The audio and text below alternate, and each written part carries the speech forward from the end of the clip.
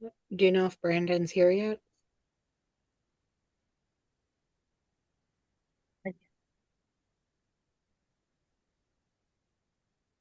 Hello, everyone. Welcome to the first community meeting that we have for 2020, 2026. One second. I'm going to stop this share really quickly.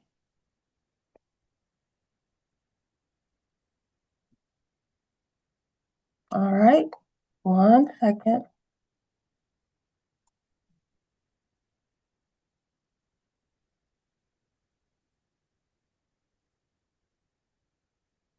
Do our screen share. All right. There we go. Thank you so much for coming. I appreciate you all showing up on time. We've got a great meeting for you today with the special presenter, Brandon Hodges of Tribe Development. We've got some really cool announcements, new staff as well.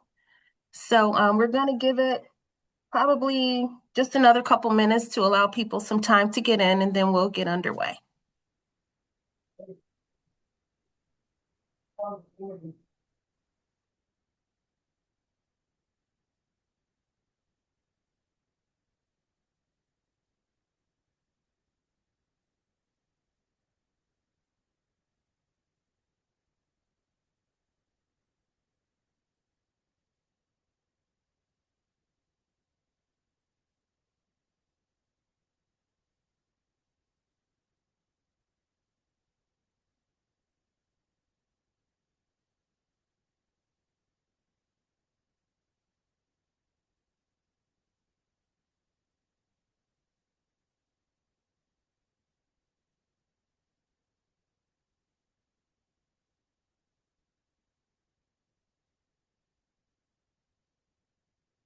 Hi, Brandon. We are going to bring you on over. There you go. Hey guys, Hi. Welcome. how goes it? Going good, thank you. Hi, Lynn. Good. Thanks for coming.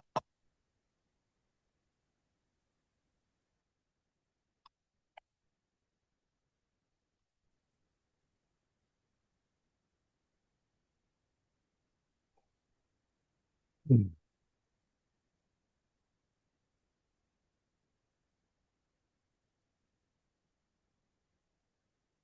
Hey, Cassie, can you hear us now?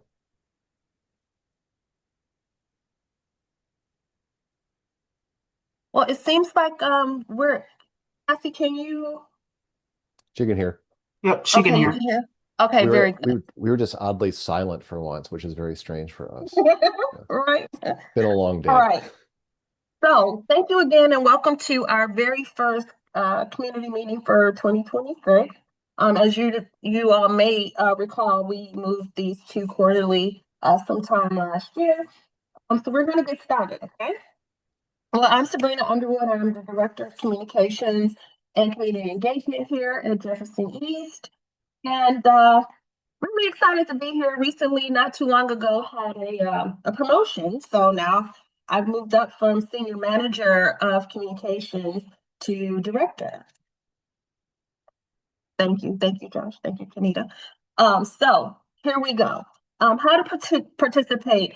Please put your questions in the Q&A box during the presentations, and then toward the end we'll have a Q&A where you can raise your hand and your questions will be answered. And this webinar is being recorded, and it will be posted to our YouTube channel after, and also shared on our Facebook page as well as our website. So you can go there. And so, what happened last time? Josh announced new staff announcements. You heard from our amazing team who provided you their updates. Josh also went over our project updates. There was a Q&A, and then we also had announcements. So today, Josh will be leading us off. Next, we'll have Brandon Hodges, who's our special guest with Tribe Development.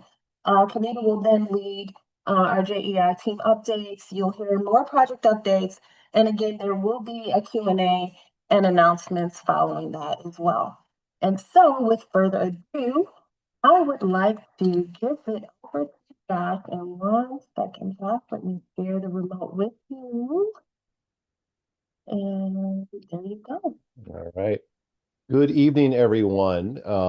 Thanks for coming out on a cold and snowy evening after it was 64 degrees yesterday. So great to see everyone. I'm Josh Allen, CEO of Jefferson East, and it's my pleasure to introduce, dare I say, my favorite former employee, Brandon Hodges. As you know, Brandon was a long time with us as Director of Real Estate Development on the EJ Devco side, struck out on his own to found Tribe Development, one of your neighbors here in Jefferson Chalmers. And he's here today to give you an update on his project right here in the Jefferson Chalmers Business District to bring, badly needed, deeply affordable housing to the neighborhood. And we're very proud to have supported this project. He's got some great updates. So with no further ado, Brandon, I will turn it over to you. Awesome. And I can advance the slides for you if you like. Or Sabrina, do you want to give him control? I will give you control. There you go, Brandon. All right. So good evening, everybody. It's always great to be with the JEI team. I have a special place in my heart for these individuals as people, but also as professionals and colleagues. Wanted to share a bit of an update around our low-income housing tax credit project, which we are currently calling Jefferson Avenue Apartments. We A little bit of background first about me for folks that don't know. As Josh mentioned, I used to be director of real estate for EJ Devco, which was the subsidiary development company of Jefferson East before launching Tribe Development in 2022.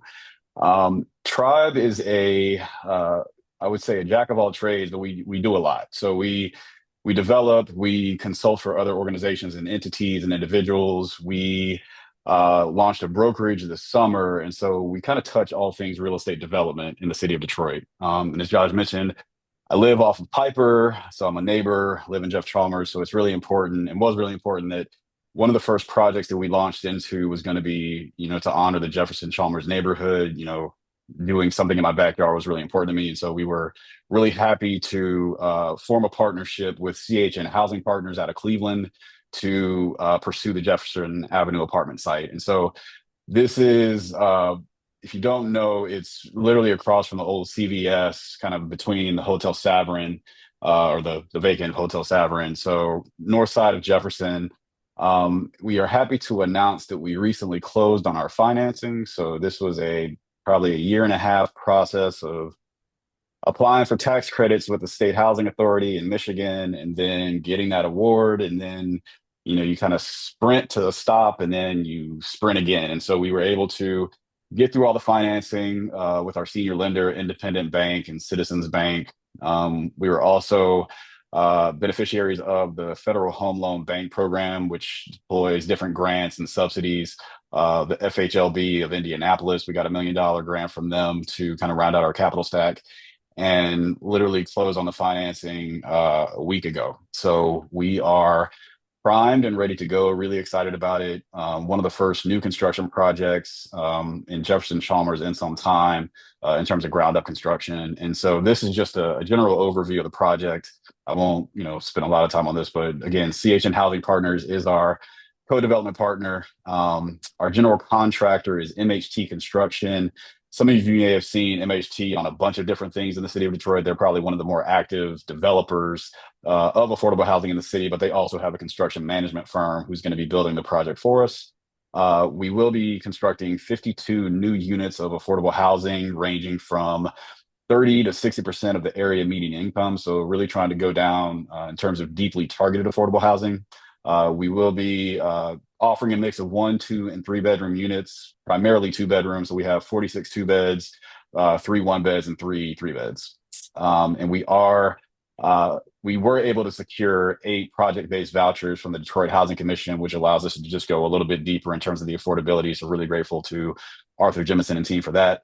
In terms of amenities, we'll offer a community room, a business center, a fitness center. And one of the things that we're actually really proud of is the partnerships that we were able to strike on the service side. And as Josh mentioned, Josh and I have been, probably colleagues and collaborators and thought partners for the better part of like 4 to 5 years at this point. Jefferson East is going to be offering some really awesome home buying and financial counseling services to our tenants at the property. We also have some behavioral health and mental health counseling services and health screenings that we're going to be offering through a local nonprofit called COTS, who primarily focuses on family stabilization and adolescent work. And then we have a really interesting partnership with Black Girl Magic. Brittany Rose is a neighbor and a close friend, but she is a mathematician by training and will be offering STEM education and math tutoring services for the youth at the site. So we're really excited about bringing three stellar organizations to offer, not only affordable housing, but really relevant services to our resident mix. Now let's see if I can advance this slide.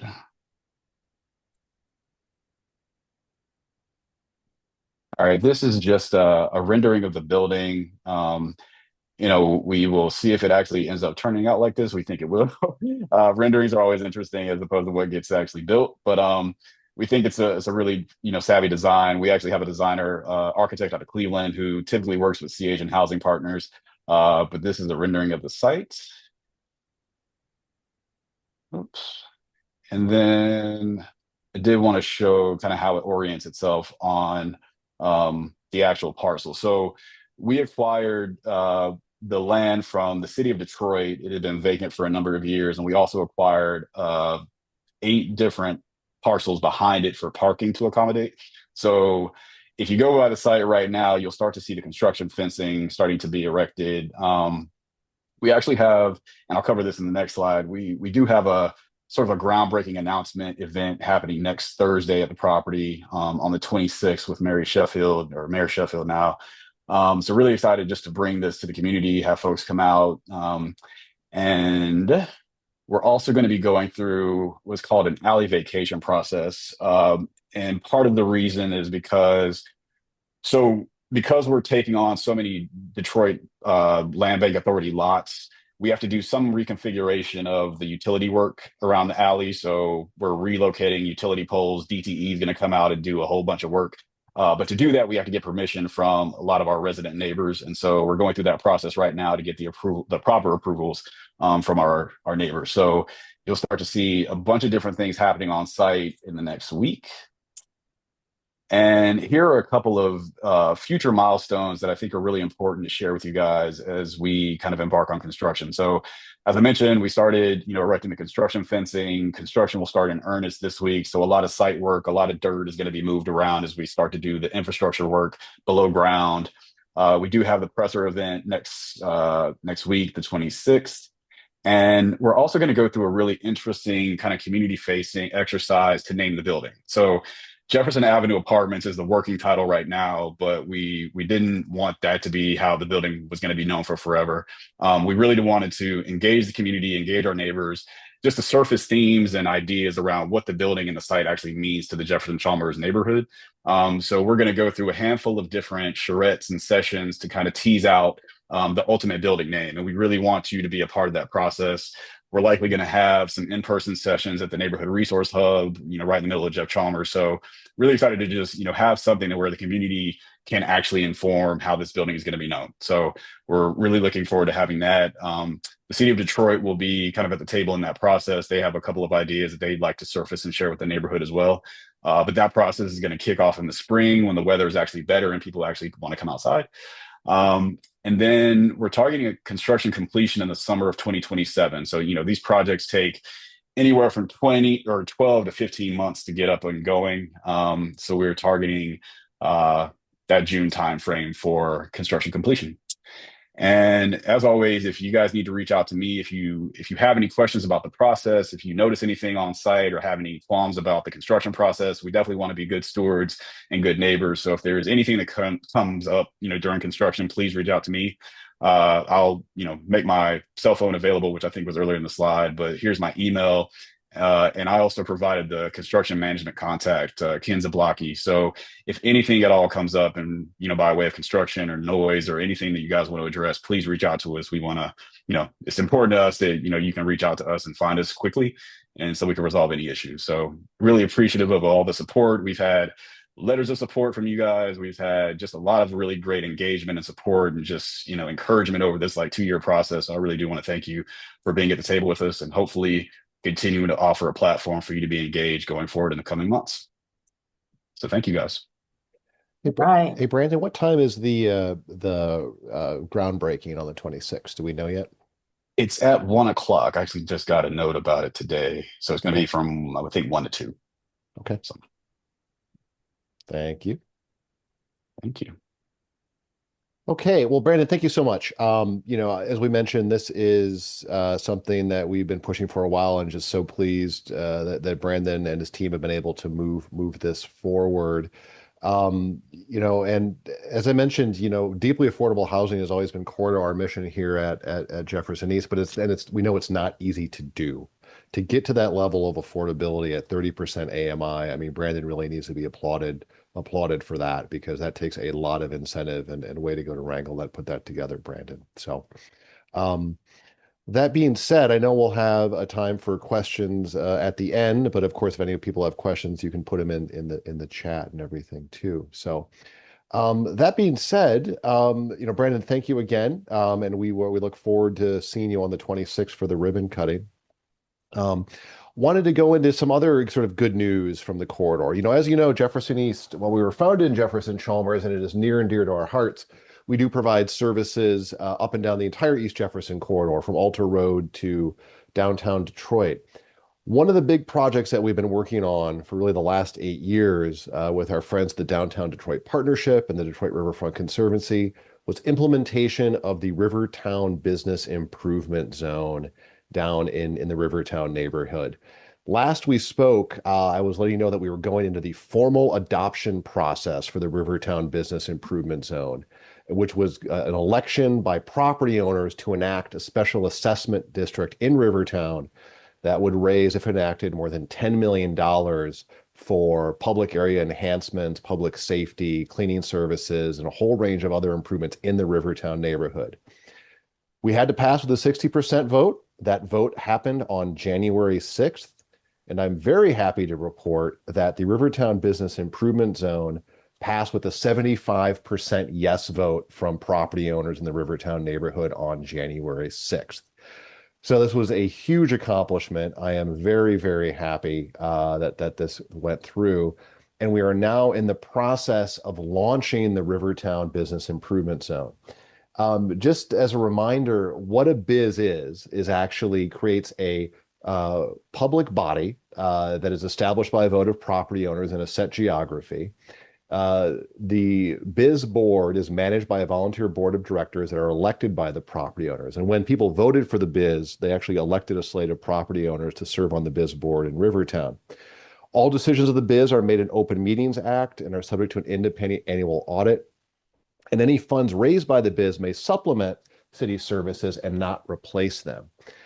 So this is in the area of Rivertown. So the Rivertown BIZ zone is Rivard here on the western boundary, kind of jogs up to 375, follows Larned on the north, kind of follows the odd parcel boundary where Congress is, back down to Grand Boulevard, and then down to the river. So this is the area where property owners voted for a special assessment, which will raise about $825,000, $830,000 a year, and that's enacted for a 10-year period. So the BIZ board will be formally seated on April 1st. Assessments go out to property owners on the summer tax bill, and those dollars will start to flow in. So you'll start to see more activity in the Rivertown neighborhood. Why this matters for not just the Rivertown neighborhood, but for the entire corridor, what this is going to allow Jefferson East to do is the funds that we normally had to raise to deploy into Rivertown, because as you know, we pay for the Clean Ambassador services up and down all of Jefferson.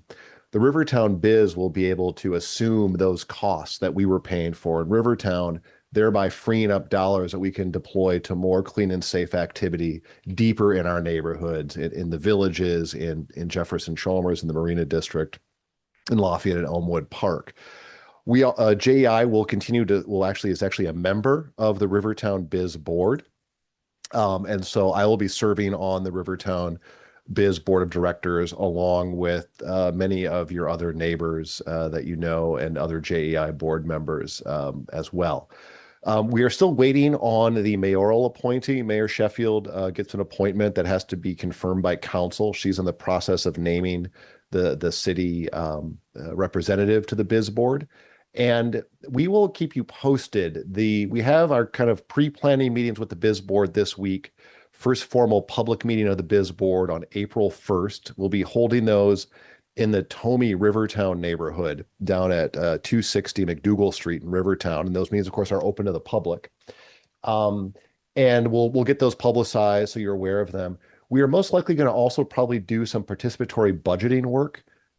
We heard from many folks in the Rivertown neighborhood that they really wanted to see, more clean and safe initiatives, public safety. But as we fine tune the proposed budget for the year's allocation of about $825,000, we want to hear from stakeholders from Rivertown. So we'll advertise those participatory budget sessions that the Biz Board will be holding once those get established in the month of April as well too. So huge thank you to the team. Huge thank you to the JEI team for the supporting. Sabrina and Robin were going door to door. Kanita was holding it down while I ran out and hustled for votes. And then, of course, all of our partners at the Downtown Detroit Partnership, their technical team, as well as our friends at Riverfront Conservancy, and all of the members of the board of directors really went above and beyond the call of duty. Chip Rohde, the head of the Rivertown Detroit Association, Jacqueline Young, Chris Brownell, Raja Basmati, and Lenny Barnes, Vince Little. I mean, Amir, so many great folks. Nadia from Bedrock, Ryan, Tanya. I mean, so many people to thank. But great team effort. Happy to have it done. And this is really going to help move the Rivertown Detroit neighborhood forward and then free up resources for Jefferson so we can deploy deeper into our neighborhoods. Now, I mentioned her already and I mentioned her last month, but I want to introduce Ms. Kanita Harris, our newly promoted Chief Resiliency Officer. And Kanita has been promoted, as I mentioned last time. She's overseeing all sort of JEI programming. And she's really taken the reins on understanding all of our programming, spending a lot of time recently focused on our housing counseling and housing stabilization work. And I wanted to hand it over to Kanita to say a few words, and she'll be able to introduce the rest of the staff as we go through the rest of the presentation. So Kanita, take it away.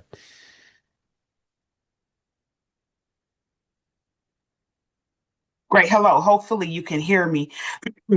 Hi, everyone. Thanks, Josh, for the introduction. And as he already stated, just really excited about the opportunity to, thanks, Josh, for promoting me to Chief Resiliency Officer and to the JEI board. And so I have been actually with JEI for a long time. This year will be 9 years, which I can't believe. But I have been with JEI for 9 years and have seen JEI go through many changes. And so to come to this point, I started off as an office manager at JEI. So to really come to this place of leadership in terms of being appointed as Chief Resiliency Officer is such a great opportunity. My role, just to remind some, and even for those who are joining us tonight, Sabrina does a really great job of getting our information out to the community. But just as a reminder, just want to remind you that our reach is pretty far and wide for an organization our size. So we service 5 neighborhoods, and that's Lafayette Park and Elmwood Park, the Villages, Rivertown, the Marina District, and Jeff Chalmers.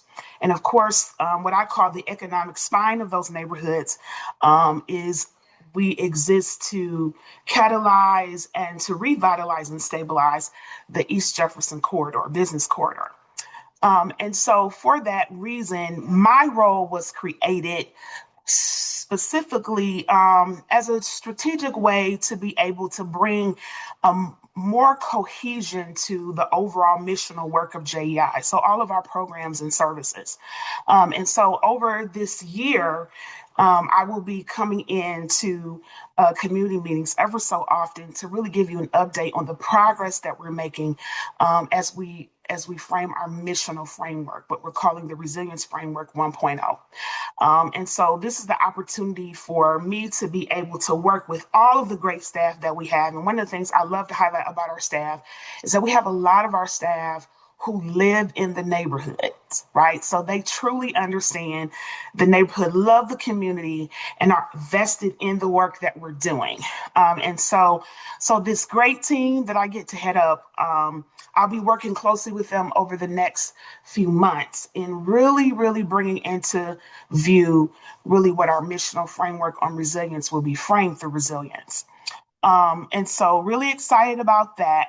But I want to, as we head into now, we're going to be heading into really you hearing some program updates from all of the various areas and all the work that we do at JEI, like I said, which is expansive. And I tell you, for the size of the staff that we have and for the reach that we have, people really think that we are an organization of a staff of 50, and we're not.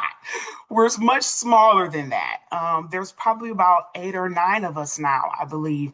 And so that just speaks to the dedication and to the hard work of the people that you will hear from on tonight. I'm going to turn it back over to Josh. The next slide, Sabrina, please. So Faiza Sadat, she is our director of Resilient Homes, and she was not able to be with us tonight. She wasn't feeling well. And so Josh has actually been working with Faiza very closely as they have been working together as a great pair in focusing in on the work of JEI around our home repair, but what we're calling resilient homes. And this is our focus on just really all of the great work and the hard work that JEI leads in terms of the physical development, that side of housing work. And so I'm going to turn it back over to Josh so that he can take you through just giving you some updates on the work that we've been doing and sort of what our focus will be for 2026. Thank you, Kenita. Yeah, and unfortunately, Faiza is under the weather tonight, unable to join us. Home repair is near and dear to me because, we were originally founded as a business association. And what we heard over the years from folks was about the critical need for home repair. And I'm so pleased that in 2025, we deployed almost more than like $1.8 million in home repair throughout our service area, and even reaching further afield into other neighborhoods in Detroit. We hit about 150 homes last year, which is kind of astounding if you think about it. I think when we started doing this work, when we'd have our smaller state grants, we may get to like 10, 20 homes a year. And now we're consistently for the past several years have done more than 150 homes a year. One of our largest funding sources for this is DTE's Energy Assistance Program, which provides critical weatherization, insulation, energy efficiency upgrades to homes. Last year, we were one of the top producers for DTE's program and deployed more than $1.4 million in energy efficiency upgrades, furnaces, AC upgrades, windows, doors, and a lot of the health and safety repairs to allow those improvements to go forward. We had about 120 homes. Another large source of funds has been the Detroit Home Repair Fund, which is funded primarily by the Gilbert Family Foundation. We deployed about $343,000 in home repairs through that fund, doing really substantive repairs on about 20 homes. And these would be things like porches, a lot of new roofs with these funds, structural upgrades, a lot of floor joist work, a lot of basement repair. We'll tackle with this. We continue to work our way through our Mishta Min home repair program. This was actually awarded to us last year. We got about $300,000 in funding. We've deployed most of that. We did about $119,000 last year to really deep dive on 5 homes to improve accessibility in the home. So things like ramp systems in houses, foundation stabilization, roofs. We tackled with that. We have a small National Science Foundation grant that we work with our partners from Pecan Street, which is a national energy justice nonprofit out of Austin, Texas, in which we're helping basically folks make both energy efficiency upgrades to their home and also decarbonization. So this is a way to sort of get high polluting heating sources or cooking sources out of your home and replace them with electric. So replacing gas stoves with electric stoves, looking at mini split cooling systems in homes that have boilers. So we tackled 3 homes last year. We have another 4 to do this year. We were able to obtain through our friends at the Green and Healthy Homes Initiative and their relationship with Fannie Mae an additional $50,000 to address weatherization barriers. So what were the critical health and safety upgrades that were preventing us from doing more attic insulation? We use these funds to replace knob and tube wiring in a lot of folks' homes. So we could do more insulation, other upgrades. So we tackled 5 homes with that. And then kind of tangential to this work is 11 homeowners that received weatherization upgrades raised their hand to participate in a University of Michigan study that looks at the health effects of weatherization. What we basically find is that if we can insulate folks' homes and the homes stay a more constant temperature, either not too hot in the summer, not too cold in the winter, people sleep better. They have better health outcomes. And so we wanted to quantify that because that data makes it easier for us to go lobby and get more resources for home repair. If we can demonstrate to health insurance companies that insulating someone's home makes them healthier and reduces their medical costs, it increases the likelihood that health agencies will fund home repair. In a lot of other states in this country, states deploy Medicaid dollars to fund home repair. And so we want to build that case. We can make that argument here in Michigan to get more dollars to home repair. So we do the direct work to the home repair, but we're also advocating for additional home repair resources. So that was last year. Our goal this year is to tackle about 170 homes. What's great about the upgrades that we've made with our staff, I think last time you not only FISA, we have Aldo Hernandez, who is our home repair specialist. He goes out to folks' homes, does the inspections, creates the whole scope of work so that if you go through our home repair program, you're going to get a whole comprehensive home repair strategy for your home, and we can work with you over multiple years to braid together different resources to your improved home. We have a huge focus on weatherization this year. DTE's energy efficiency program here is really focusing on weatherization. So this is attic insulation, air joist, air sealing, rim joist insulation, all these things that are relatively low cost, but can have dramatic savings on your energy bills.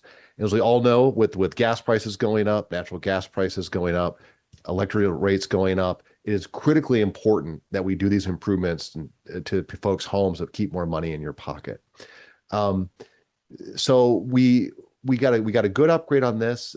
DTE though did change the program a little bit this year. It makes it a little bit more complicated to administer.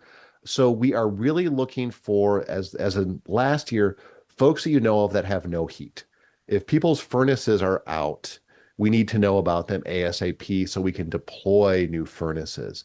So if anyone knows of anyone who is out of heat right now, please, please, please have them call our housing resource number at 313-314-6414 because we want to deploy these furnaces as quickly as possible.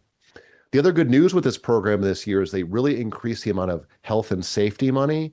So these are dollars that can be used to deploy in people's homes to deal with issues like asbestos, mold, leaky roofs, plumbing issues, things that are preventing us from doing other types of repairs. So please reach out if you're interested in this program, especially reach out if you don't have heat. If you know someone who doesn't have heat, get them linked up to us as soon as possible. We're under pressure. If we don't spend these dollars quickly, they get taken away and shipped someplace else. We want to make sure that we can get these deployed as quickly as possible. We're working through our Mission to My Neighborhood grant. We're looking for additional homeowners for this program. This program is administered by the state. What I do have to point out in this program is that this program does require homeowners insurance. And also you have to agree to a 5-year forgivable lien on your property. That would mean that over time the lien would go away, but MSHA does require a 5-year lien to be placed on your property, and MSHA needs to be placed as additional insured on the homeowner's insurance policy. So not insurmountable. We've helped a lot of people with this program. We have some slots available for the upcoming years. So please give us a call if you're interested in this program, and we can see if it will work for you. The Detroit Home Repair Program is in full swing again. We are serving about 20 homeowners through this, kind of working through some of the folks on our wait list. But if, again, this is another thing that we bring into the mix, we braid in there. These are generally for larger ticket items. We target porches, bathroom issues, flooring issues. You do need to have a homeowner's property tax exemption filed for this program. The 2026 HOPE application needs to be filed. That's something our team and Jacqueline Richmond on our team, your neighbor, can help you do. But we're looking to help another 20 homeowners with this program in the upcoming year. And we are still have 4 more slots available for our decarbonization program. So if you're interested in replacing your gas stove with an electric stove, looking at some other sort of electrical upgrades to your home that may allow you to have more electric service versus gas service and improve your indoor air quality, we have 4 slots available to that. Anyway, if you are interested, please give our team a call at 313-314-6414 as we are looking to refresh our list of folks here to get them there. See a couple of questions in the chat. Are there any home repair incentives for homeowners that rent out homes? Those are evolving. I would say, Candace, reach out. I know the city is rolling out some additional programs like that. We can look around to see what we can do. And Keita just put the general servicing number there in the chat as well too. We still know there's a big need, but we're diving in on that big time. The last thing I'd like to share is we are still seeking individuals that are of the weatherization and health effects study. So the goal of this study, though, is like you have to receive weatherization support from us, and you're eligible to enroll in this survey. So if you do go through our program and want to make another $380, you would be able to participate in this survey. It involves, getting having wearing an actigraph, installing a temperature monitor. But these are things that we can you can be enrolled on with the weatherization and health effect study as well too. Going into the next year, there are some challenges. I mentioned the DT Energy program kind of shifted a bit in how it could be used to replace furnaces. So we used to be able to upgrade furnaces if they were below 90% efficiency. They've changed the regs on that a little bit. So we can't do furnace upgrades, but we're really prioritizing furnaces that are not working or not functional. So please give us a call on if you know people that do not have heat. We've applied for some additional home repair dollars from the state of Michigan. We'll hopefully hear about those soon.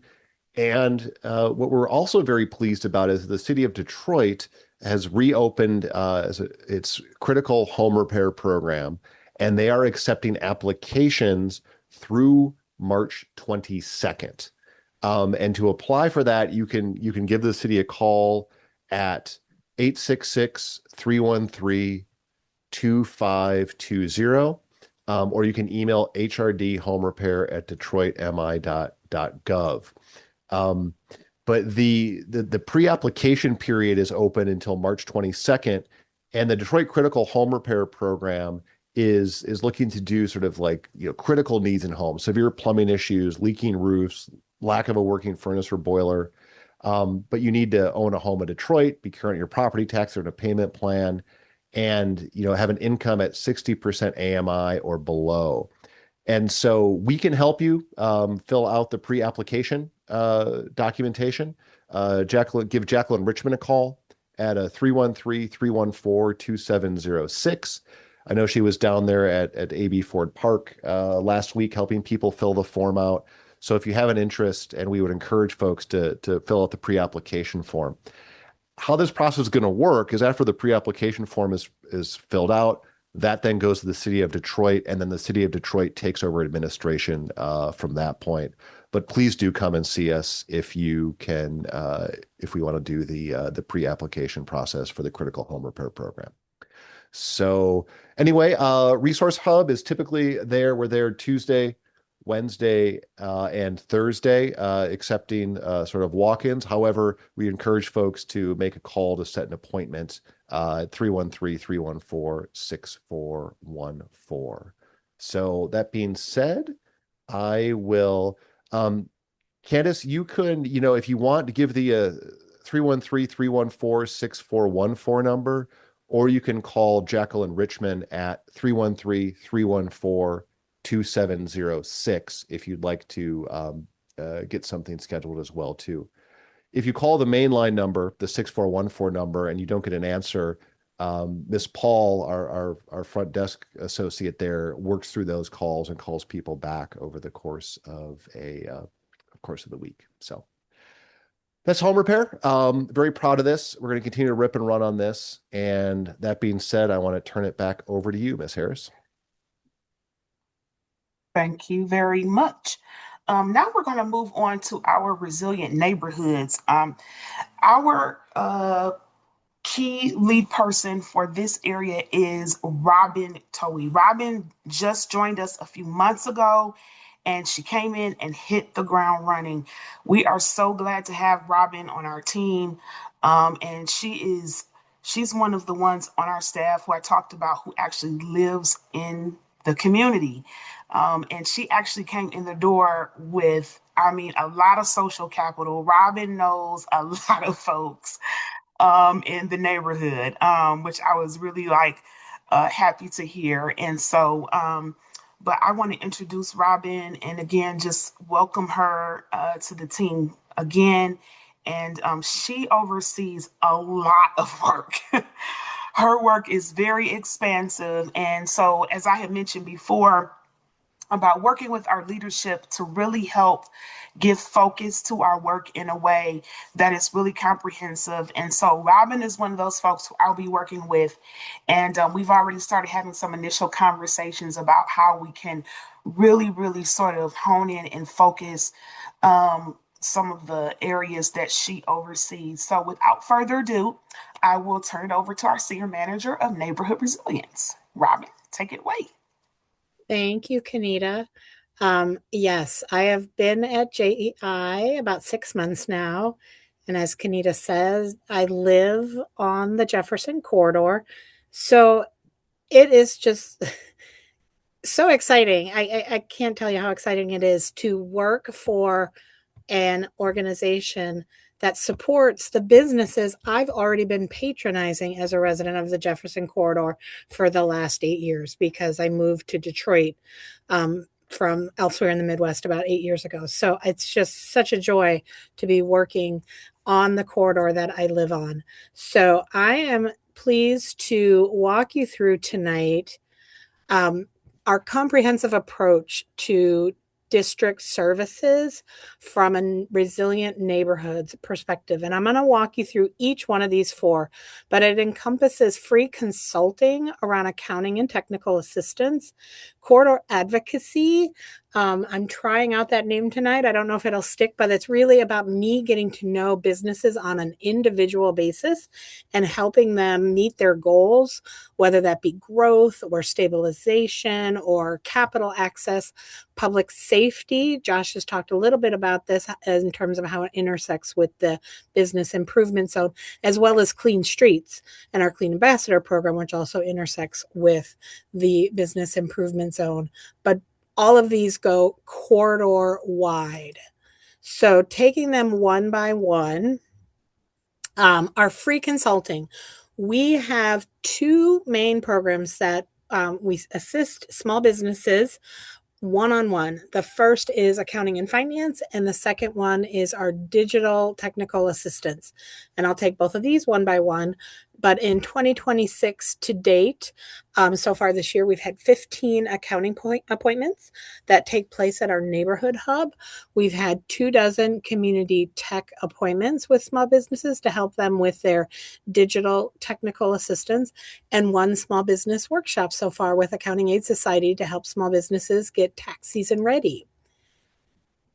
So our free accounting Fridays, both of these programs I'm going to talk about are in partnership with the University of Michigan's DNEP program. That's Detroit Neighborhood Entrepreneurs Project. Free accounting Fridays is for small businesses that need accounting assistance. Anything you can think of that you have a question as an entrepreneur around accounting, we can help.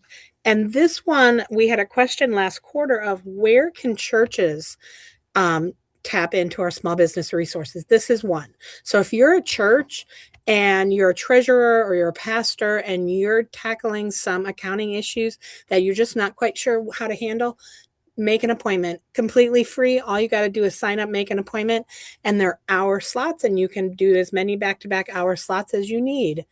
And my email and phone number are at the bottom. They're going to be on a couple of these slides, and I can repeat it at the end or put it in the chat if needed. But you can also get to this from our website. So just go to the JEI website, and you can also link to the page to set an appointment. So the next slide, and I'm so pleased to introduce Diamond, who is on the line with us. You may recognize Diamond for those of you who have been a partner to JEI for the long term. Diamond Hatcher is our new community tech consultant, again, working with DNEP. Our community tech consulting program assists small businesses with their digital education, their digital technical assistance and education. So help you power that whole list of digital tools you see there, helping you with tools that power your brand development, point of sale system, cybersecurity, social media management, you name it. So Diamond, Sabrina, if Diamond you are on, or Sabrina, I don't know how to bring her in. I want Diamond to say hello. She was a part-timer with JEI a couple years ago, and she's come back to us full-time. All right, Diamond. Well, I did promote you to panelist. You should be there, but you can definitely speak. I think you're coming in. All right, can you guys hear and see me? Yes. Hi. It's nice to meet you all. I'm very excited to be back. Just to keep it short, if you own a business, please schedule a meeting with me from the JEI website. It's right under Community Tech Consultants. You can either click my name or click the schedule link button, and we could start meetings and help you from there. Thank you, Diamond. We're keeping it short because we got a lot to cover tonight. And all of our meetings are in person at our neighborhood hub. That's at Lakewood and Jefferson. Oh, trying to get to the button to move us forward. And then the next of the 4 buckets of district services is what I've been calling corridor advocacy. This is me trying to meet as many businesses as I can, establishing a one-on-one relationship. I want to know what you're working on, where your tension points are. Are you thinking about growth and expanding your business? Are you thinking about capital access and you're trying to get access to working capital and not sure what lenders to work with? Are you trying to solve a problem that is related to public safety that's getting on your nerves or concerning you? Whatever it is, I really want to talk with you. So again, if you're a business owner on the corridor or know someone that's struggling with something, I really would love to sit down with you one-on-one. And the next slide here is just one of a zillion examples of how I'm connecting with small businesses, because we have a whole network of partners. So it's not just me, it's a whole network of partners I can reach into to help problem solve. So this is an example of someone who was referred to me through Detroit Economic Growth Corporation looking to start a business and needing space. And through a series of very quickly touching partners in our referral network, we got her connected to a potential space to rent. and it went very quickly. The system worked exactly the way it should, of reaching out through our referral network to get answers that were needed and get her connected to a space that suited her needs. I'm not sure if she took it or not, but I was really excited to see that the network worked, of the different partners that I reached out to all responded timely and kept my request moving along. So that's just one example of the way this corridor advocacy is working. Now I want to turn to public safety. Josh mentioned this a little bit as it intersects with the business improvement zone. We want to use some of that funding to focus on public safety at the Rivertown end, but across the district, we work in 2 precincts across the district. Some of our 2025 highlights: we have had an overall drop in crime. This has been happening year over year for the last several years. We saw another drop in crime across our 2 precincts, which is so exciting. And as part of our public safety work, we've had almost 300 attendees across our 5th and 7th precinct public safety meetings. We want you there. We absolutely want you there. I'll talk about those meetings on the next slide. We've had 362 domestic violence survivors served, and that was only across 5 months last year because the funding got cut just as the year was starting, and we were able to restore it towards the end of the year on a lesser basis, but a little bit of that funding was restored, and I'm going to talk about that as well on the next 2 slides. So in terms of our public safety meetings, as I said, we serve in relationship with both the 5th precinct, which is the eastern end towards Jefferson Chalmers, and the 7th precinct end, which is more the end closer to downtown. 5th precinct, we meet in person at Hope Church, and our next meeting is this coming Tuesday, which is tomorrow. And our 7th precinct meetings are online, and our next one there is Friday the 27th. One of the things I just want to bring to everybody's attention: public safety is something we can all contribute to. Crime is very much often just an opportunity. And if you make that opportunity harder, that's a good thing. So some things to think about now as the temperatures are warming. Let's hope temperatures are warming. Every time I think they are, we get kicked back down. But with temperatures warming, people come out of doors. And what does that mean when people come out of doors? It means you need to start thinking about locking up or stowing away any of your bicycles, lawn equipment, anything like that that's not in use. Don't make it an opportunity for someone to just grab a bicycle and run with it. Always lock your vehicles and stow anything in your cargo area and trunk. This is the perfect time to also trim overgrown shrubs and trees as you're getting into your yard for the first time in spring, and making sure nothing is blocking your sight line out your windows. And then finally, this is a good time to test and ensure that your motion sensor or your dusk to dawn porch and other property lights are functional, as they also act as a major deterrent. So you have a role to play. We all have a role to play in making crime not as easy as of an opportunity. And then the second thing I want to talk about in public safety, as I mentioned, we were really excited. We were able to restore part of our domestic violence advocacy funding. We used to have 2 full-time advocates in each precinct, or 1 in each precinct. We now have part-time domestic violence advocacy. So we have 10 hours per week in each of our 2 precincts. And these advocates help survivors with safety planning, very, very critically in securing personal protection orders and paying for those PPOs, and access to other community resources. If there's anything at all you're concerned about through your family, through your friends, through your neighbors, reach out, call 911. But I also have literature. If you're interested in it, just reach out. I'm happy to send it along. I was provided this through one of the precincts, and it's just really educational to help you know what the predictors are and some of the early warning early warning signs are, helping you start a conversation with someone that you think may be in an abusive situation, and learning what keeps someone in a relationship, because it's not as easy to say, just leave. So that literature is available. If you're interested, I am happy to send it along.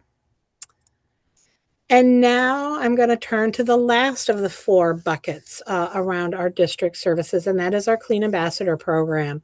As Josh mentioned, we have the trash cans on Jefferson wrapped in the JEI colors of the black, white, and teal. 150 cans throughout the East Jefferson corridor that get emptied 3 times a week. And those are emptied by our Clean Ambassadors. They're the same ambassadors that you see downtown. They wear the yellow vests. Please say hi to them if you ever see them out doing street cleaning, trash removal. They're a very helpful crew, and especially with anyone who's unfamiliar with the corridor, a guest coming through and not quite sure how to get to something downtown, they'll give you directions or help you in any way they can. And we, in 2025, emptied 63 tons of trash. So it's a big contributor to the clean and public safety of the neighborhood. And as Josh said, with the biz picking up some of the costs as we go into the new year, we can focus on how can we put our funding to more clean and public safety initiatives. So I'll be excited to report on that as we are able to raise more funding and direct it elsewhere. So that is the summary of our I was going to come back to the 4 slides, but those are the 4 buckets that cross our district services. And I look forward to meeting all of you out there that are entrepreneurs now or working to become one. Okay, thank you, Robin. I want to quickly just run into some other project updates. Obviously, focusing back in on the historic Jefferson Chalmers Business District. As you know, you've seen this slide before. Some of the projects we got out of the ground: the Marlboro Apartments, the Resource Hub, and the restaurant space there at Lakewood. We are still working through sort of strategies around sort of the 3 remaining retail buildings that we have under our control, as well as our primary focus this year, the Gateway project. As I also mentioned in previous meetings, we are in the process right now of transitioning, essentially winding down our for-profit development subsidiary, EJ DevCo, moving those functions back over into the nonprofit parent, Jefferson East. A lot of reasons behind this, but basically the idea that the nonprofit may be more effectively move this development than a for-profit entity is one of the big shifts we've been making, and we're working through that. Hope to have all that work sort of done in the next hopefully by June, and then move that from the for-profit back to the nonprofit side to open up some new availabilities. Currently, we're working closely with our friends at Invest Detroit and the Strategic Neighborhood Fund to figure out how these 3 buildings that we own fit into that process. Robin has had some good conversation with some potential tenants on 14326, kind of working through some modeling on that. 14313 and 14522 are a little bit more challenging properties, and we don't have adjacent parking for those structures. So we're working through Invest Detroit on what happens on these, but we'll kind of keep you posted on any activity there. But I am pleased. I think some things are developing around 14326. And of course, as we get closer, those get more to fruition, we'll bring those back to the community to meet potential tenants on that building there. Now, of course, we can't say this again, very happy that our friend Naya Marshall opened up Antidote at 14628 East Jefferson. So please, she's doing well. Go out there, enjoy a nice meal.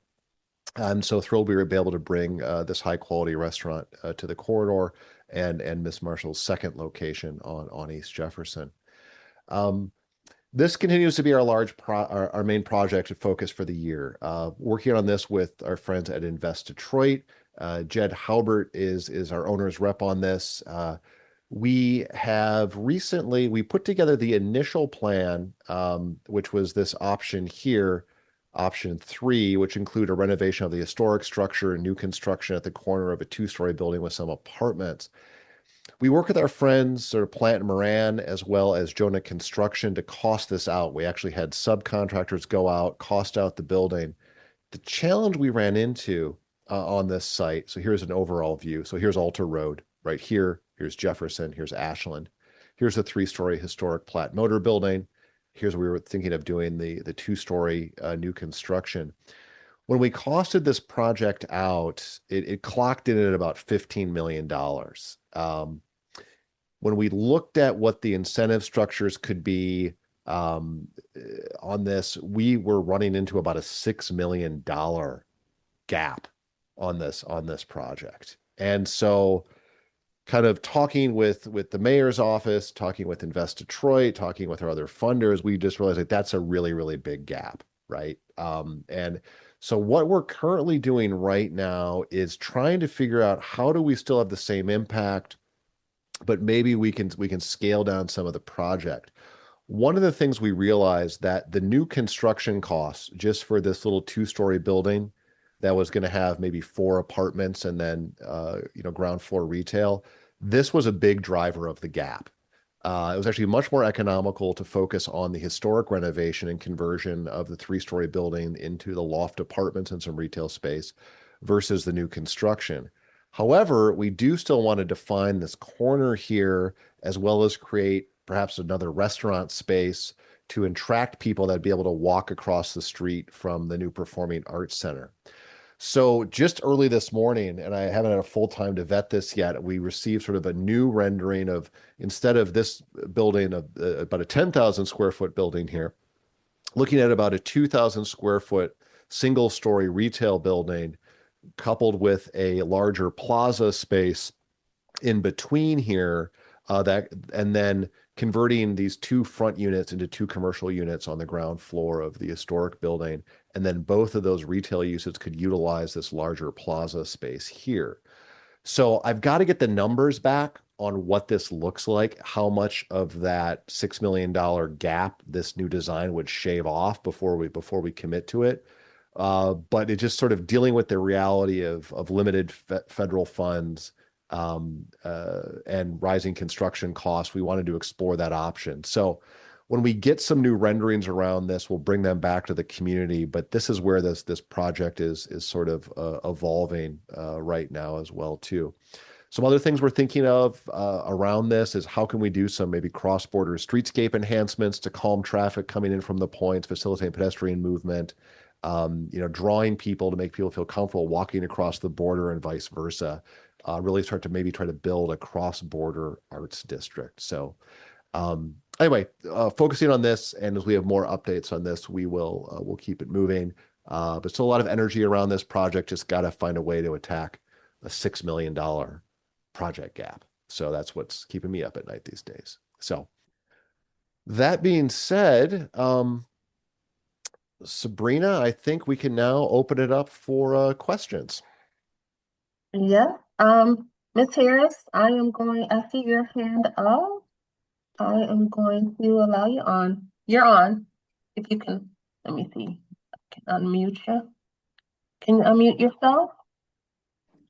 Yes. There you go. Good evening, everyone.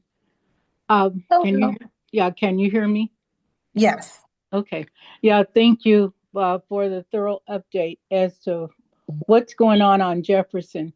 Of course, my concern as a resident, and probably others too, is we need an update as to what's happening with the dangerous building that's on Jefferson that was the Vanity Ballroom.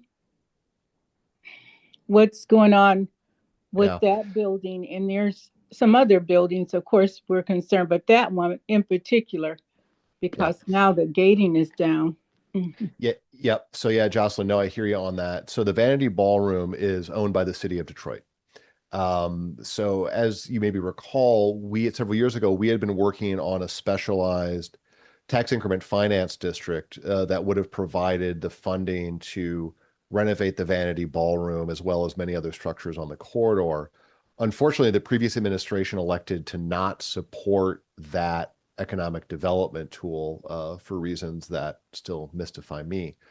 So as part of that, the Vanity Ballroom was given back to the city of Detroit. They did an initial study on that building to figure out what it would cost to mothball that building. That estimate for sort of mothballing and fully securing the Vanity Ballroom, cleaning it out, securing the roof, came in at about $2 million.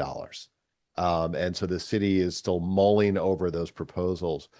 Recently, we re-engaged more forcefully with the city around this building.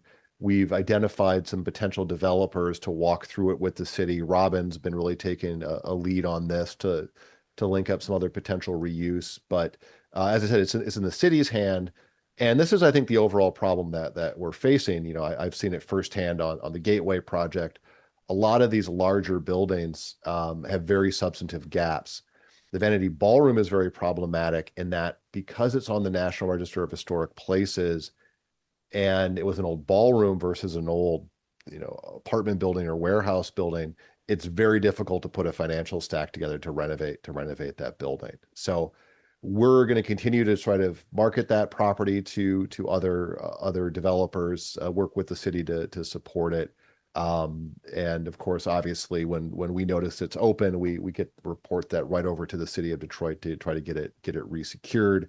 I got all the calls the day that the wind blew down the fencing, and I think is Rhonda on that call. I think I got a call from one of your neighbors, and I got on the phone to GSD, and they pulled that fencing down, so it wouldn't hurt anybody. But yeah, it's a problem one.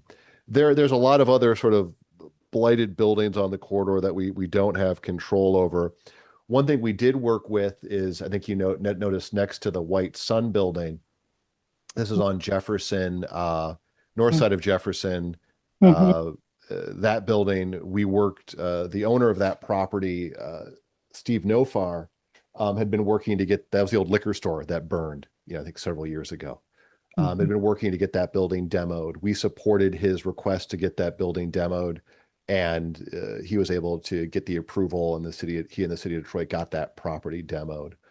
Robin's now been meeting with him to see if there's a way that now you have sort of adjacent parking to that property. Could there lead to a reactivation of the White Sun building? And so that's kind of the strategy we're taking right now. On some of these buildings that are a little too far gone, does demolition make sense as a last resort? Because we do know the sizable gaps on these properties. Mm-hmm. And just another question that's been asked, knowing that there was fundraising that went on for the Vanity Ballroom to be brought back, into action. What did happen with that funding that was raised? Well, there was never any funding raised for the Vanity Ballroom. No funding. Mm-hmm. The idea on the Vanity was we needed to have that tax increment finance district, because that would have captured a portion of local property taxes along Jefferson Avenue that would have gone into a pool that could have helped attack some of these sizable gaps on some of these properties. So there never was any dedicated funds that that were secured to the Vanity Ballroom, because it was all predicated on having this specialized tax increment finance district. But this is a key point that I've brought up with the new administration, is that we don't use tools to revitalize neighborhoods like other cities do. Most cities are able to use district-based tax increment finance zones, like downtown has one.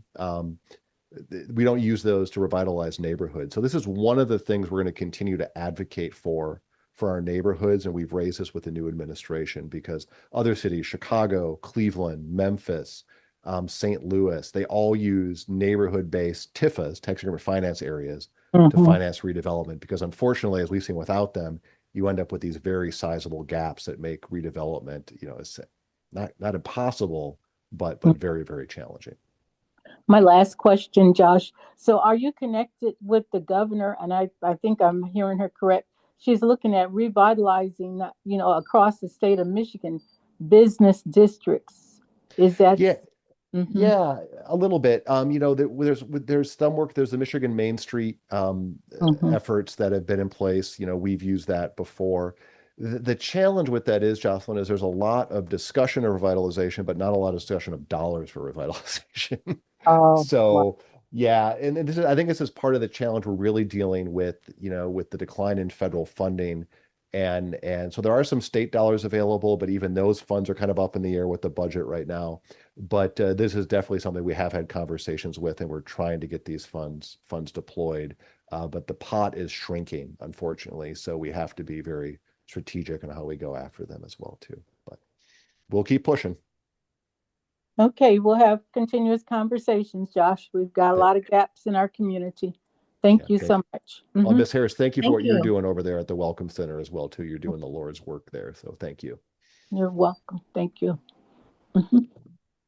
Any other questions out there? Anybody?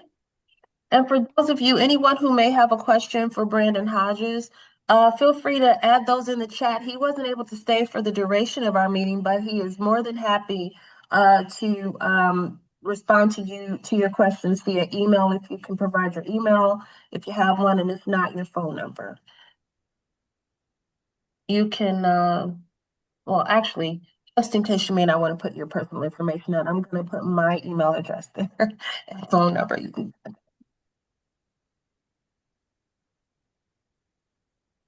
Right. I think Toya has her hand raised. Miss Watts has her hand raised. Okay, let's get to this one. There we go. Okay, you're on. You can unmute yourself. All right. Good evening, guys. I just put it in the chat, but nobody said anything because nobody never answers the phone down there for number one. And that's what I put in the chat. And number two, when I went down there, I seen a note on the door. Y'all from 9 to 2:30 now?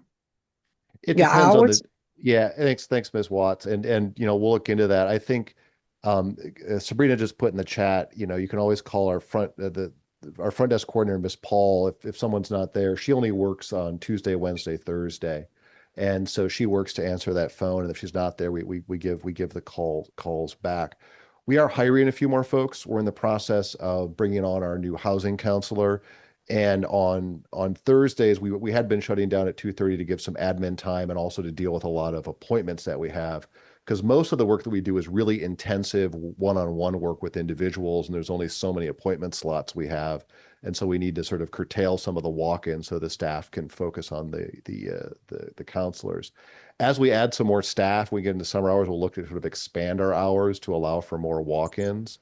But if you're having trouble getting through, please let us know, because we can make sure you get those callbacks. But Miss Paul does work through those calls every week. If people aren't there and they end up in the voicemail, we try to give folks a call back as quick as we can. Okay. Can you give me them numbers out, or do I have to go back on chat, or what I need to do, Josh? No, you can give the number there. The mainline number is 313-314-6414. Okay. Give that one a buzz. And if you don't get through, you can also give, you can give, I'm trying to find Jacqueline's number. Could you drop Jacqueline's number in the chat? I don't have her number off the top of my head. Jacqueline Richmond's also another good person to get a hold of. Okay. And because she handles our hope intake, but she can also help you navigate around to the right person and stuff too. So I call her Faja or Phasia. What you call her? FISA. Yeah. FISA. That's the number I really need. Yeah, I'll get that over to you, Ms. Watts. Oh, when I see her tomorrow, I'll have her give you a call and I stuff appreciate that. And You betcha. Jackie. Yeah. Okay. Yeah, I'll follow up with them too. I'll have them give you a call and stuff too. Okay. So, Thank you. But that's why you got that note at the front door? yeah, we're going to reevaluate that too as we get more staff to be open later in the day and stuff too. But we've been short staffed. But the good news is we'll have a new housing counselor coming in, and we're going to have another home repair specialist coming in too. So we're beefing up the team to help more people. I appreciate that. Thanks, Yeah. Josh. Thank you. And then also, if those hours, our team works 9 to 5. Those are just the appointment hours that we have for the hub, but they will accommodate if there's something that you need and you need to come in for an intake. Just give them a call. They'll work with you. They're not gonna Okay. shut you down because of, you know what I mean? That's what we're there for the community. Okay. Thanks, guys. Appreciate it. You're welcome. Thank you. Appreciate you. Okay. I see Rhonda's got her. Rhonda? Ms. Irvin. There's also Cassie also has a question. Okay, well, I just unmuted Rhonda. So you can go on ahead, Rhonda, and then Cassie will get right to you. Hello to everyone that's on the call. I guess I got a little bucket list, but I'm only going to ask a couple of questions. In reference to the new housing development there at Dickerson, they're supposed to be building a new DPS school. They're supposed to be tearing down the old Davis Golightly, transferring the kids to Carson's, and then once the new school is built, how is that new project development going to affect? And were you guys in partnership with DPS on the planning of this new housing development and the new school? Because I'm just curious Yeah. as to that little area right there is Yeah. being really congested, and how is that going to develop? So can you give me any insight Yeah, on no, that? that's a good question, Rhonda, and thanks for bringing that up too. So we were not privy to any of the school discussions, unfortunately. That kind of DPS kind of ran that there. In fact, the only time I was sort of looped in was when they had a public meeting about it as well too. Brandon's development on the north side there in the city-owned land, we had been clued into that for a while with Brandon on pre-development, and we're going to be providing housing counseling services and home buyer ed services to that. So that we're a little bit more looped in on, and that we kind of knew was happening. But you bring up a good point. I mean, that's going to be a pretty interesting intersection, and so I'll circle back. We haven't done this with a while, but Robin and I were just talking about earlier in the week getting re-engaged on sort of the infrastructure and traffic planning along Jefferson Avenue. And so I think we'll reach out to our friends at DPS, and I don't know if you've had any interface with them, but we can kind of see where that planning process is on the Go Lightly campus redesign and everything too. And it might be good, team, that we maybe get DPS out here to do an update as part of one of our community updates, given as Rhonda said, that's a key intersection there with other developments going on. So Rhonda, we'll bring it up and we'll see if we can get some answers. Okay, great. Two more questions. Hello? Yep, we're still here. Yep. Oh, okay. Speaking of the traffic flow, there's an issue with that New Jefferson route where it turns off of Jefferson onto Alter. The bus is literally blocking the traffic there at Jefferson and Alter when it makes the left turn. There's a school there, and then we're going to have a new SHAP center there. So there's another major concern with Yeah, how the traffic is going to flow at that location. yeah. And I guess my questions come because of all the years that I've worked with the Department of Transportation. Yes. Um, Yep. Yeah, that's a good question. So we had engaged with DDOT around, they have the new enhanced bus stop coming into the city right there. We had talked with them about looking at how it's going to impact when it turns around Jefferson. We've had several conversations. The city of Grosse Pointe Park wants to engage around sort of streetscape enhancements there. But yeah, this is something that we are trying to figure out, because as we activate that corner with the potential other retail building on the corner, as well as what's going to happen with not only the SCOP Center, but what's happening with the Merit Academy, because they're talking about they want to build a gym as well too, right? And they haven't, so we'll engage a little bit on that, and we have been a little bit to kind of look at what's happening at that node, because I think that's one of the nodes where development's happening, as well as the Dickerson Jefferson node as well too. So this is a good excuse for us to bug our friends at DPW and DDOT to start having some of these conversations. It's a little bit challenging right now because the city is still fleshing out all of its people and stuff. But I think we'll dive into that, because we did realize there were concerns where the DDOT bus pulls around up Alter and is actually stopping. It actually blocks the driveway to the SCOP Center parking lot too. So we'll try to get an update on what's going on with that as well too. okay, and last but not least, Josh, why don't, like Ms. Harris states, a lot of people are concerned about the business corridor, and we're either at the beginning or the end, however you want to look at it, coming from the east or the west. Maybe we could focus just on some of those key buildings and areas and try to get a group of investors or people who are interested just to focus on the abandoned properties as opposed to the business that are already thriving. I mean, if we focus on that, maybe we can get a few more businesses out of that. So Yeah, I hear you. It's such a challenge with the smaller retail buildings too. I mean, one of the reasons we had pushed for this tax increment finance district was that I'll give you an example. Crown Cleaners. So I think it's about a 4,000 square foot building. We had been working with a restaurateur that wanted to move his restaurant and a sauce manufacturing into it. The renovation costs on that building alone, I would have had to charge him a rent of $27,000 a month to fund the renovation of that building. The cost per square foot of renovating smaller retail buildings are so astronomical that it becomes near impossible to actually create affordable spaces in those buildings. And so we really are in some ways really stuck on those smaller buildings. That's kind of why we pivoted to like look at the larger buildings like the Gateway, because those you have better economy of scale, and you can, hopefully those will have more spin-off. But I hear you, because it's just tough. Even if we were to give away some of those buildings that we had to an individual, they still would have to finance out, renovation costs that is within, 2, 3, $4 million on a 6,000 square foot building. So that's part of the challenge that we face, especially on buildings that have been dark for so long.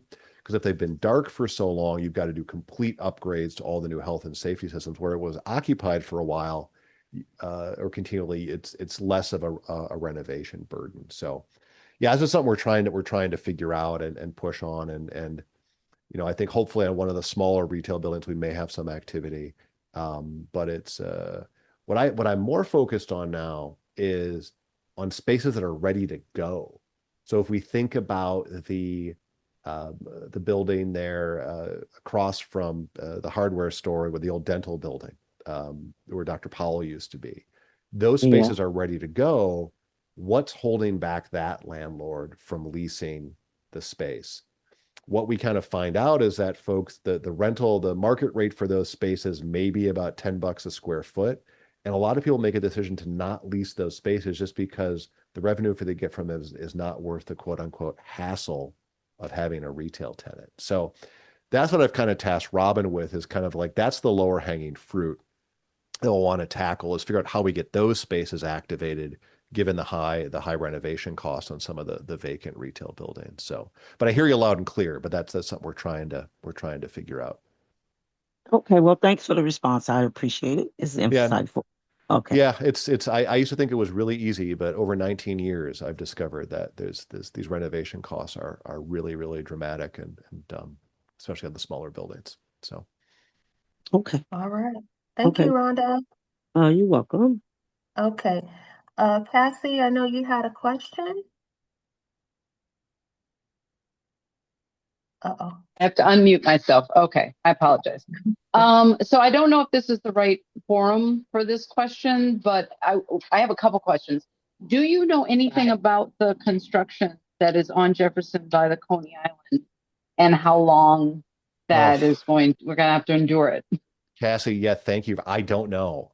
That was supposed to be wrapped up last year. I just sent an email to our friends at DWSD to see where that's at, and I think it's a combination of DWSD and GLEWA. So we'll dig into that. Robin and I we're working on a couple things where we're convening a lot of the utility agencies around flooding issues. We'll talk about that more, I think, at our next meeting, but we'll reach out and try to get an answer about that, because I was wondering the exact same thing when I drove through the other day, that it was still there, and it's driving me kind of nuts. Yeah. Okay. So my other question, and I don't, this is the part where I don't know if this is the right forum, is because last year we put together the first annual community yard sale for the Jefferson Chalmers neighborhood. I tried really diligently to, well, maybe not as diligent. I had a lot going on, but I did try to reach out to the JEI for assistance, and I don't know in what capacity the JEI would be interested or willing or able to help us. But I was wondering who I would contact in order to push that agenda and see on what level we should get assistance. Sabrina's raising her hand. I would start with Sabrina on the team. And then, yeah, because I believe one of your colleagues, Alyssa, had also reached out to me, and I had talked to her briefly about this. Yes, she's on our board. We now last year I think it was me and a couple volunteers, and Yeah. now this year I have a board of wonderful people. I think Yeah. Rhonda is one of them. Yeah, I would reach out So to Sabrina because Sabrina has the most experience from, navigating city departments on permitting and things like that. And then I think, as Robin may be able to lend some expertise too. Look, I'm just volunteering everyone. I apologize for work, but yeah, reach out to Sabrina. She can put her email in the chat, and she'd be the best person to talk to about that. okay, thank you. You betcha. Thank you. Cassie, it's actually in there. Do you see it? Let me go to it's in the chat. It's in the chat. Yeah. S I put it in No, Underwood at jeffersoneast.org. I don't know if I only see my chats because all I see are my questions and comments. I don't see anybody else's thoughts. Am I looking in the Oh, you wrong know place? what? No, you do not. Now I see. Okay. I'm gonna reshare everything. Candace, this is why you didn't see. This is why you didn't see it, because it went to hosts and panelists. So I'll repost everything in Right. in the chat so you can see everything. Okay. Looks Okay. like it's like Jocelyn. Ms. Harris, you have another question. Another You can go question? on ahead and unmute yourself. Yep. Got so many. But I just wanted to ask this now that our Councilwoman Johnson announced at the last Fifth Precinct meeting that because of the flood, the seawall situation, finally there's some movement on the seawalls. And she mentioned that we might be coming out of the floodplain. I was wondering, what's the update on that? Good question, Ms. Harris. So I I recently got a gang. I don't know what to look at. let me let's I'm sorry, back can you up. guys? Oh, there you go. Okay. So thanks, Cassie. We got you. Yeah, Ms. Harris. So I recently sat down with the city's floodplain director, or one of their directors, Ken Kusel, to kind of get an update. They're rolling out the seawall the seawall program to help residents that do have seawalls below a certain income level make improvements and replacements to their seawalls. There is still a bit, and we had a good sit down, Robin and I did, with Jay Jurgensen a few weeks back to kind of get an update from the Jefferson Chalmers water folks. There still is a question of all the seawalls would have to be raised to a certain level, but the trick in the federal regulation is that for that to count to get out of the floodplain, the city would need to maintain those improvements somehow, which would involve residents signing off on a property maintenance easement with the city. And so we're starting to kind of try to figure this out, because this is the real big question, right? Because even if we had all the money to raise everyone's private seawalls, unless those are somehow publicly maintained, they wouldn't qualify for removal, right? That was, I think, the driving pressure for the shoreline solution through public land, because it would be publicly owned and maintained, so it would meet that FEMA and core requirement. So we got a little bit of money this year to do some convenings with what I'm calling technocrats, which would be the civil engineering folks and the city folks that are doing this, as well as then some convenings with residents to understand this various issue, looking through the lens of what the climate models are telling us too. So we're going to be able to work with our friends at the University of Michigan to look at the climate models, what they're saying about lake levels, what they're saying about extreme precipitation events. However, the seawalls do need to be raised, because it also ties into what happens at Fox Creek, and when there's emergency discharge down Fox Creek during extreme rain events. And so these are all things we're trying to figure out. But it's my understanding of the read of the federal regs is that even if we raise the seawalls, it wouldn't get us out of the floodplain unless there was a public maintenance regime that goes along with that. So that's one of the things that has to be has to be figured out. But by the way, I'm due for an update with Councilmember Johnson too, because I'm kind of curious to see if she's heard anything different than I have. But now that I've worked through some other stuff and Robin's on board, that we're going to be able to dive in or wade in a little bit more into the floodplain issue and see if we can help get it moving in the right direction. Okay, well, thank you. I'm trying to, because those are all the things residents proposed in the past and questions that were pondered over. Oh, I know. Came up with solutions. Got some smart people. We sure and Jeff do. Chalmers. We sure do. Yeah, my the last question I have is pretty much on track for the population of Jeff Chalmers that's challenged with adequate resources. Thank you for donating the 2 laptops that we put to good use at the center. Folks been working toward getting their GEDs, sitting right there because you can do it online. But my question is more so around the standalone computers that you have at the neighborhood hub. What's the hours of operation where we can send residents to the neighborhood hub? I'm glad you brought that we don't have a library presently that's open. We've been fighting for that. Looks like that's going to come. But in the meantime, we'll get those. Thank you for that. We'll get those hours. Sabrina's been working on this as well with Miss Paul and Jacqueline to get more access there. Do we have the hours yet announced, Sabrina, or are we still finalizing those? For right now, we are still finalizing the hours for the Tuesday and the Wednesday, but I am there Thursday. The Connected Learning Center will be open from 10 to 4 on Thursdays with me there. A lot of it, like Josh said, is just staffing. To make sure someone's there who's also knowledgeable in case there's a technical issue or any, things like that. But we're working out other hours for our for Tuesday and Wednesday as well. But for right now, we're available on Thursdays from 10 to 4. Yeah. And as we get the additional hours spec'd out, Jocelyn, we'll get that broadcast out as well too.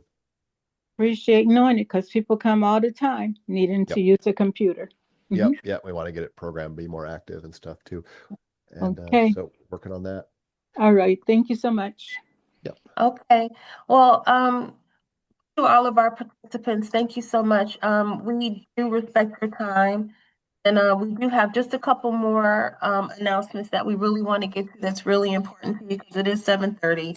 And if you have any other questions, Kanita's information is in the chat. My information is in the chat. I'm sure all of you know how to get in touch with Josh as well, which I'll put his information in the chat for those of you who may be new or may not have it. Robin, please put your information in the chat, and then we can follow up with you from there. But again, just really wanted to be respectful of everybody's time for our 7:30 end. And so here's a few announcements. On tomorrow, we do have our 5th Precinct COPSTAT meeting at Hope Community Church. It is from 1 to 2. We always serve lunch. There you can meet with our 5th Precinct commanders, and our commander, Robin, and can you drop the names really quickly? 5th Precinct is Commander Purifoy, and 7th Precinct is Commander Johnson. Yes. So our commanders come in. It's very, very important. If you have anything that you'd like to report, any concerns you may have, or just to hear what's going on in the way of safety in our precinct area, feel free to come. Please do come. So that again is tomorrow from 1 to 2. And then our next 7th Precinct COPSTAT meeting is taking place online only on Friday, March 27th from 11 a.m. to 12 p.m. If you would like to participate, there is a form that you must fill out ahead of time because there's some proprietary information that is shared. But Robin could facilitate that for you. You can give her a call at 313-254-5089. Feel free to please check back with us on our website as well, because in our social media, all of the information will be there for you for both of these meetings. And coming up on Thursday, March 26th from 4 to 7, there is a small business social hour being held and hosted in collaboration with the villages. We'll be there to support as well. So it's a mix and mingle for Metro Detroit entrepreneurs. And they would like for you to register ahead of time. If you go to bit.ly/MAR for March, MAR 26 social HR, MAR 26 social hour HR. You can register there. I am also adding this to our website where you can go on ahead at jeffersoneast.org. If you go into our events section, you'll be able to see it there, but it has been and is currently on our social media sites as well. So please do check in. Free food and beverages from local neighborhood businesses will also be provided. And here's a very important meeting that is taking place on Wednesday. It's not a meeting, it's open hours. For those who may have questions of the Glee Web project team, they do have an open house to hear more about the Connor Creek Sanitary Pump Station and the construction of the new fruit sanitary pump station that's located on Fruit between Connor and Navajo in JC. Again, you see the hours here on the 18th, and there's other appointments coming up in May on the 20th and September, so on and so forth. You'll hear more about this. We'll continue to share this with you on our socials as well as during our upcoming meetings. But it is this Wednesday from 5:30 to 7:30 at East Lake Baptist Church, which is located at 12400 East Jefferson Avenue,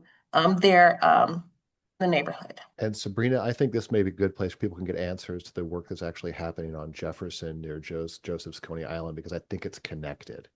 So I Okay. think if folks were to go to this, they might be able to get an answer. And so maybe I'll try to swing by too and see what's going on. Okay. And we're happy to say we're pretty much filled at the Marlboro Apartments. We do have one apartment to lease available. It's a 2-bedroom that is available, and it's renting for $970 for anybody who's interested. You can contact Continental Management, which is our wonderful management company who's handling all of our leasing and everything, at 313-824-1881, and they can assist you, set you up for a tour, and get y'all set up if you or someone is looking to potentially move to the neighborhood. And our next community meeting will be taking place on June 15th, 2026. Like I said, we are doing these quarterly, but we will have other community meetings as well. I should say breakout workshops and meetings like that are happening at our neighborhood resource hub. So if you're on our newsletter, on our e-list, or if you have shared your phone number to receive text updates, again, if you're very active with us on our social media sites or just drop by our website, all the things that we have coming up, all of our events, all of our workshops and breakout sessions will be promoted there in the meantime. Right. And again, if you visit us at jeffersoneast.org on the bottom of our website, you'll see where you can sign up to receive our newsletters and sign up to receive SMS, which are text message notifications. I keep you all informed in those ways. So stop by, visit us, and then check out all the information on our programs and services there.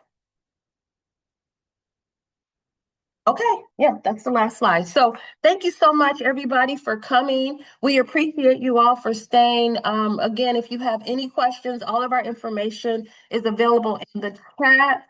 Josh, are you able to add yours in really quickly? Yeah, I'll drop my I cannot blast out to the entire, if you want to put my email in the chat, I cannot blast out to everyone from my chat feature for some reason. Okay, I am adding Josh's email. Feel free to blow him up, y'all. No, I'm just playing. No, go to Kenita first, and then Yes, feel free to call me. I already put my information in the chat. Right. Oh man, well, thank you again. We appreciate your engagement and your support, and we're here for you as well. We love our neighbors. So have a good night, all, and we'll see you soon. Bye. Thanks, everybody. Bye-bye.